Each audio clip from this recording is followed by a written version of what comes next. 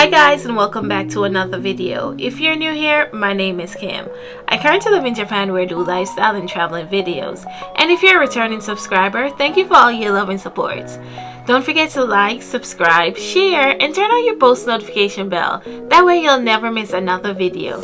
And without further ado, let's jump into today's video. In today's video, we're talking about culture shocks which I have experienced since living in Japan. So let's just go straight into it. The first one is this bad boy. Can you guys see?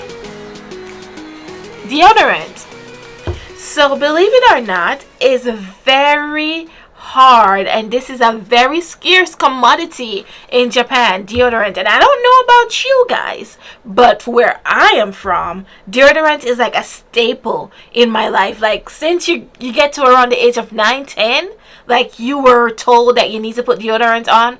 Well honey, before you move to Japan, you need to pack up as much deodorant as you can, or get your family member to send you some, because it's going to be very expensive getting it here. Like I just purchased a 5-pack on Amazon JP, and it ran me around $27 or so. I'll insert a picture for you right here. And then it makes you wonder, like, what are the Japanese people using? I don't know, but we need our deodorant, and that was very strange, not being able to go into the store and like grab me a pack. So so you guys know the whole craziness with the Olympics, right? It was postponed. Prior to coronavirus and all of that, people were actually very excited for the Olympics. Like Japanese people were going crazy to be holding the Olympics. And so when I got here in 2018, everybody was talking about Tokyo 2020. It was the hype, you know, and everybody was trying to learn English. There was like a big push on learning English, making people comfortable, because there's going to be many foreigners coming into Japan.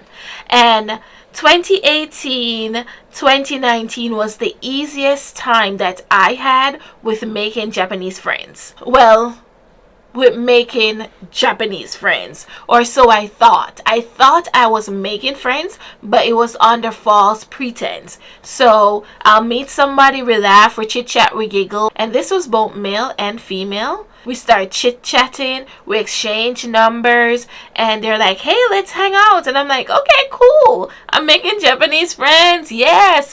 And I'm feeling like I'm living the life. I get there, and then they're like, okay, let's go to this cafe or whatever. And they pull out a notebook, and they're using me like a freaking Google Translate to learn English. I can't tell you how many times I was so disappointed and be like, I'm sorry, I'm not doing this. We're not doing this. I didn't come here to teach you English.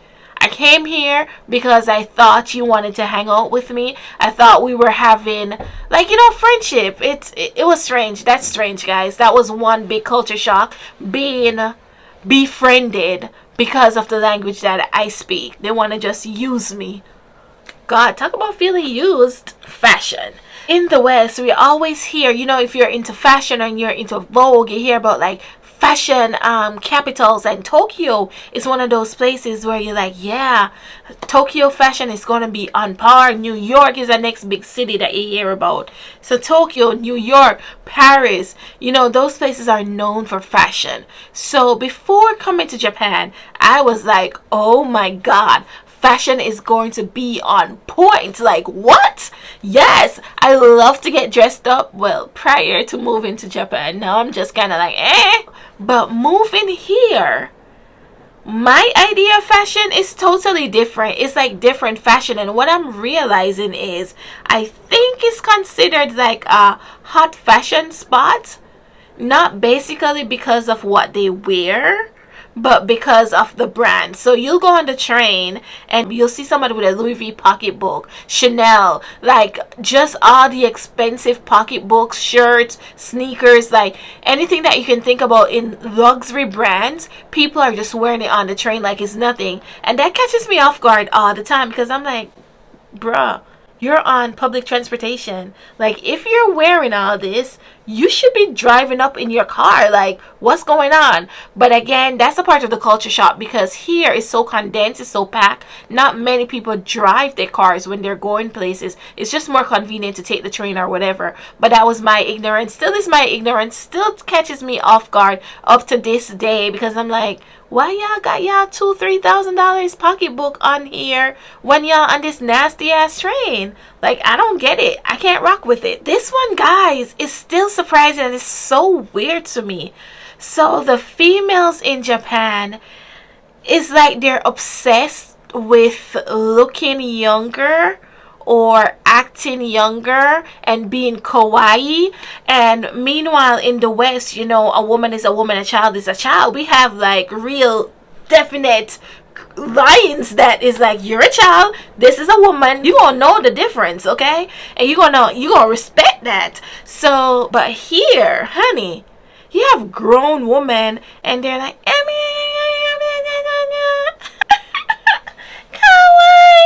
with just this high pitch octave and just trying to sound like a child, and it irritates me to no end. Or trying to be like super cute but in a child's manner kind of way. And I wish that I could get like a video to show you guys, but I'm trying not to invade people's privacy.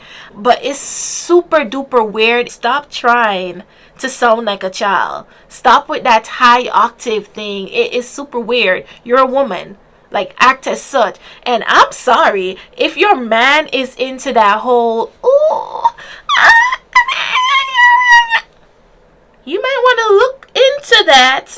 In my world and where I'm from, that's considered something else. But we're gonna move off that one. Nothing personal is shared here. Oh God, it's so lonely being here. So the Japanese people are very nosy. So they want to know, do you have a boyfriend? Ooh, what did you do at home? Are you dating anybody? They want to be all up in your business, all in your beeswax, right? So now you're thinking, okay, we're communicating. Hey, you asking me a question, I answer. Ooh, my turn, right? That's how conversation works. Two-way street. However, here in Japan, somebody didn't get the memo. It's a one-way street. It's interrogation. And I want to say so bad to Japanese people, like, do you understand that this is interrogation and not a conversation? Because they want to throw all of these questions at you, and then you answer it, and they're like, ooh. And then they just ask you, do you have a boyfriend? Or do you, something personal about your life, and you turn around and you ask the same question, do you have a boyfriend or do you have a girlfriend? Oh, secret. Like, you want to slap somebody like so hard. It's so weird. You're like, the first couple of times I was like, okay, I met some weirdos, that's cool. But it started happening repeatedly. I'm like, hold on. So me and my friends, we would talk about this, and we're like, oh, culture shock. Okay, this is weird, this is different. I'm gonna try not to use the word weird, and I hope you guys don't think that I'm like talking smack or being ungrateful here with this opportunity that I'm having. But I'm being real with you, and it's a little bit strange. It's strange to me, and that word is relative. I'm not going to apologize for it. Girls cannot enter certain places. I know.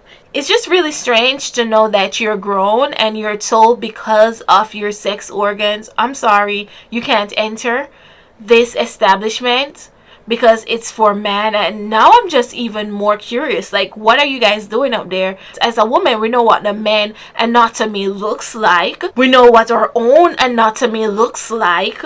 So even if the men were up there looking at other women, I mean, I got boobs, I got butt, I got everything, and I know how everything looks on here. So it's not gonna be here nor there for me if I see an ex-woman. And then what's strange is then they have like onsens and stuff. So I don't understand what is I don't get that. Why is it that women aren't allowed in certain places? That was a big red flag turn off, cultural shock for me.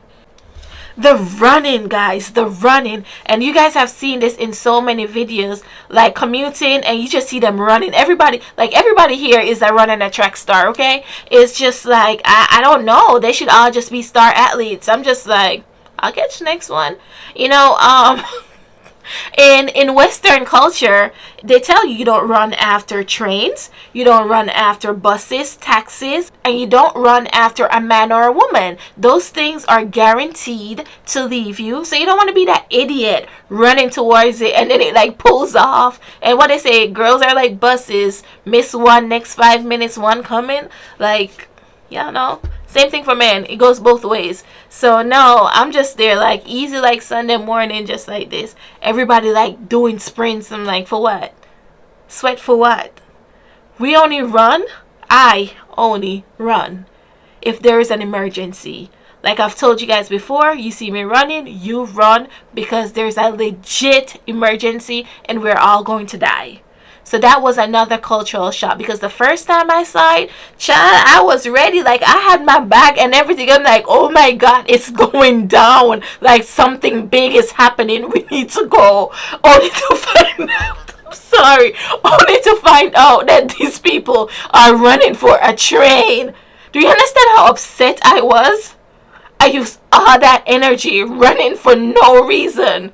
Oh my God. Toilets. And this is another one that you guys have seen in my video. Go ahead and click right here for my Japanese apartment tour video, and you guys have seen where I talk about that toilet. So where it has the bidet and it has the shower on there. Japanese toilets are very advanced. I will give them that. Heated seats, the whole, I mean, it's a throne. It's for a king. It's for a queen. It's one of the things that they do well. But you know, in the West, we're typically used to, even though we have bidets back home, but it's not necessarily in public places. Like that seems kind of personal, like water spraying up your hoo-ha, and like, but it sprays in everybody else's hoo-ha. I don't know. We just do that in our homes. We don't share that kind of stuff, you know. Majority of the toilets here in Japan are like that. And then they also have these like floor toilets where it's not like a traditional toilet. And I'll go ahead and put it for you right here, so you could see what I'm talking about. It's one of those like in the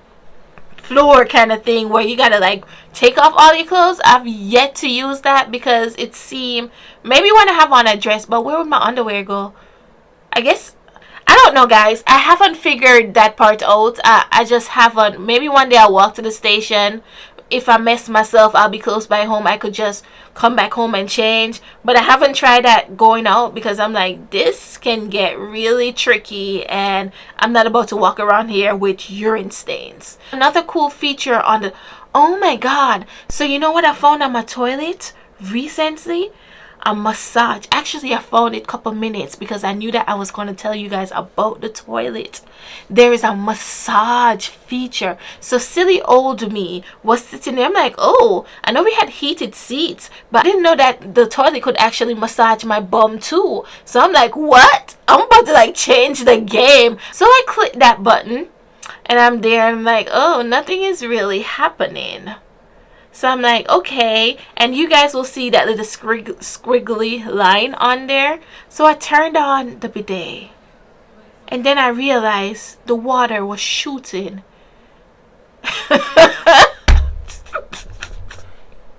water was shooting, and I guess that was the massage. Like it will go hard, then it came back real slow and gentle. Then it shot back in there, and it was just too much. I was just like, ooh, ah, ooh, no, it was too much. It was too much, especially if you have like one-way streets. Yeah, this wasn't for the faint of heart. I don't know, maybe you'll be into that, but that was definitely a big culture shock. Another big culture shock is Japan is seen as, well, Japan is ranked as a first world country. So there are certain amenities, there are certain things that you expect from a first world country. However, Japan is said to be a first world country, but it seems like a third world country. And this is why I say this. And you know what? I'll give it, hold on. Let's back up a sec. So Japan is kind of like in a paradox, and you have these cool things like your Passimo card that I've talked about so many times that you could use in the konbini, but then at the same time we're still doing faxes, everything is paper, and we have a cash society. Like, are you kidding me? Now there's a transition that's happening, and they're introducing more debit cards and credit cards and all that. But are you kidding me? Like, this is so 1990s. Like, what is going on here? How is this first world? Is crazy. Like, coming here and having to deal with cash, it was so strange because back home I don't carry cash. It's always my debit card or my credit card. I don't do anything with cash. ATMs, on the issue of cash and banks and all that, like ATMs close. Like, hello, the whole option of an ATM is called an automated teller machine. ATM, automated, which means that it doesn't need anyone else to be there. So why is your ATM closed? Japan, what is up with that? That was a huge cultural shock. Like, I remember when I first moved here and the company would say, okay, well, a holiday is coming up. You guys need to go to the bank to secure cash before the holiday. And I used to be so confused. I'm like, okay, the bank is going to be closed, but I can just use the ATM. Oh, no. ATM was closed. Everything was zips. Country was zips. Like, I had no money because it is what it is. It was crazy. Like, that is just weird to me. Like, even now, the bank up the street from where I live, the ATM closes, the bank itself closes at 4:30, and the ATM closes by 6:30. And I'm just like, what is this? Like, you actually don't need anybody for this, but hey, they do what they do. So I do think there are some 24 hours ATM, but they are few and far in between. And that was a huge culture shock for me, especially coming from industry that I was in before. That was very strange. Even like online banking, oh my god. I have a story time for you guys with that debit card and me in the bank. It's just weird. Hi guys, so upon editing this video, I realized it's super duper long, so I'm going to go ahead and cut this video into 2 parts, and this will be the first. So I'll see you guys next week for part 2. Don't forget to like, share, turn on your post notification bell, and I'll see you next time. Thank you for watching. See you. Bye.